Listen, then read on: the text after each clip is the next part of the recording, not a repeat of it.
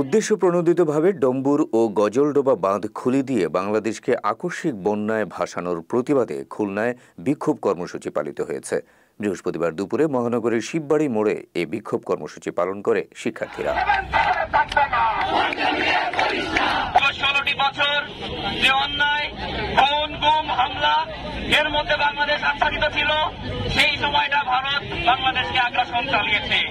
কিন্তু ভারতের সঙ্গে বাংলাদেশের আন্তর্জাতিক নদীর পানির ন্যায্য হিস্যার দাবিতে এবং উদ্দেশ্য প্রণোদিতভাবে ডম্বুর ও গজলডোবা বাঁধ খুলে দেওয়ায় বাংলাদেশে ভয়াবহ বন্যা পরিস্থিতি তৈরি করায় এই বিক্ষোভ কর্মসূচি পালন করা হয়।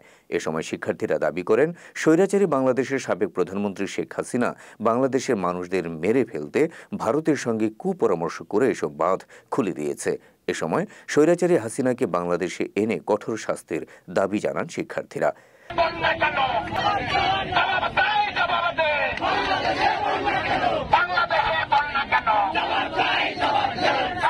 শিববাড়ি মোড়ে কর্মসূচি পালন শেষে শিক্ষার্থীদের নেতৃত্বে একটি মিছিল ডাক বাংলা হয়ে হাদিস পার্কে গিয়ে শেষ হয়।